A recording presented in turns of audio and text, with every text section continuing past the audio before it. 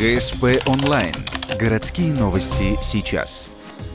Четверг, 18:00. ГДК. Прослушивание актеров в Народный драматический театр. Он делится на 4 группы. Основной состав – молодежный, капитошка для самых маленьких и экспериментальный. Сейчас в труппе задействовано более 120 человек. И это не только ухтинцы. Вот сейчас из Красногорска приехали. Вот неожиданно 3 человека.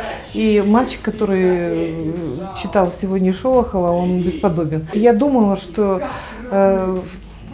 какие-то другие должны быть дети в этом сезоне, да, творческом сезоне. Но я не думала, настолько они прекрасны.